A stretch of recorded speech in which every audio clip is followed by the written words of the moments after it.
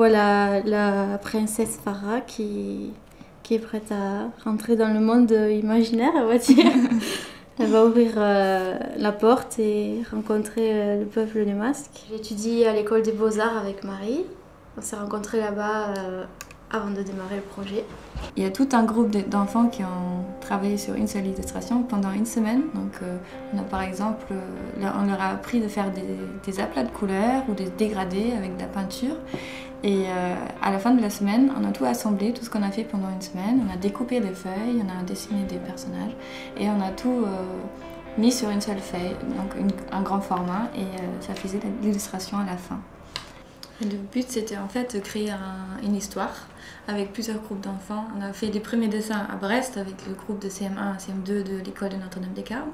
Ces personnages qu'on a créés, donc, on les a amenés à Madagascar afin de les insérer dans l'histoire. Et donc à Madagascar, on a commencé à la capitale. On a travaillé en tout avec 4 groupes d'enfants. L'objectif de ce projet pour Madagascar, en fait, c'était un apport en fourniture scolaire et aussi apporter un temps de distraction aux enfants démunis de Madagascar au travers des arts plastiques.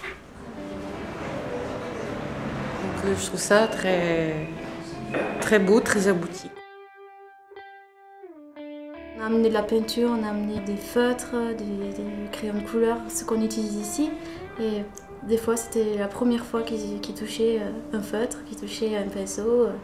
Et aussi, nous ont montré une technique, par exemple, à un moment, on a fait des masques avec leur manière, en fait. On a fait des masques en argile qui rentraient dans l'histoire aussi. Déjà, il y a beaucoup de couleurs. Je trouve que les formes sont très bien faites. Ça fait penser à de vrais peintres. Cette histoire, c'est finalement un livre. Et ce livre-là, on l'a renvoyé aux enfants. Ce qui était important, en fait, c'était de ne pas arriver avec une histoire déjà faite qui aurait pu s'imposer à eux. Mais ça, c'était pas le but du projet. Le but, c'était aussi de créer une histoire qui vient d'eux et qui est un peu, qui représente leurs idées et leur imaginaire. C'est pour ça aussi que le livre s'appelle le livre imaginaire. Ce qui est plus intéressant dans leur projet par rapport à ce qui se fait d'habitude, c'est que d'habitude, en général, on arrive avec nos médicaments, nos médecins, nos profs, on leur montre comment faire, et elles se pointent juste avec des feutres, du collage, de la colle, tout, elles leur disent allez-y, amusez-vous, et c'est eux qui créent, et ils partent de leur culture, on n'amène pas la nôtre directement. Ça les a beaucoup touchés, les parents surtout. On a vu que c'était pas seulement une histoire quelconque, c'était aussi quelque chose qui leur donnait une sorte d'ouverture à autre chose. Pour nous, c'était pareil, ils nous ont apporté beaucoup de choses qu'on n'avait pas jamais vues avant. Quand on a lu l'histoire, du coup, à chaque fin de cycle, on va dire, donc à chaque fois qu'on est passé à un autre groupe, au moment de la lecture, on a vraiment vu l'impact que ça a eu, le projet. Je me rappelle d'un moment où un enfant laissait son sac dans la salle de l'association. J'ai dit « Ah, tiens, t'as oublié ton sac, ton cartable ». Et en fait, il n'avait pas d'endroit où le mettre, parce qu'il n'avait pas de chez soi, il dormait dans la rue.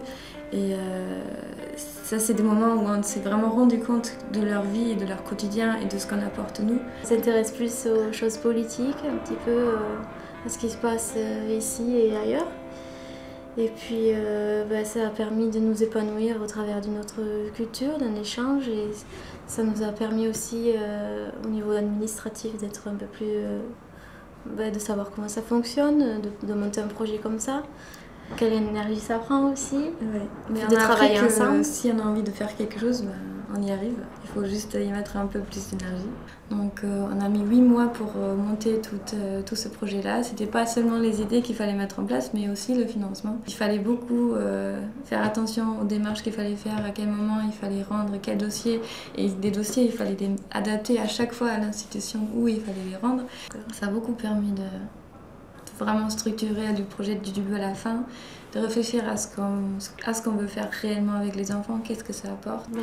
Du coup, il y a une exposition qui a été réalisée par nous-mêmes. Donc du coup, on a imprimé 35 photos, donc les illustrations et l'histoire, et les photos du contexte, donc les groupes d'enfants qui ont participé, les lieux. Donc on a pu faire cette exposition aussi grâce au Kaléidoscope, donc le programme du Conseil général. Et donc c'est grâce à ce programme-là aussi qu'on a pu imprimer des prospectus, faire des affiches, aussi installer des photos. Voilà. Avec l'aide de la bibliothèque et nos propres moyens, bien sûr aussi. Donc on envisage éventuellement de repartir à Madagascar et continuer cet échange-là. Et le moteur d'un éventuel nouveau projet, ce serait le livre imaginaire en fait. Comme on le vend à 15 €, et cet argent-là, il servirait à faire un nouveau projet artistique et solidaire à Madagascar. Ce serait un roulement en fait. Ouais.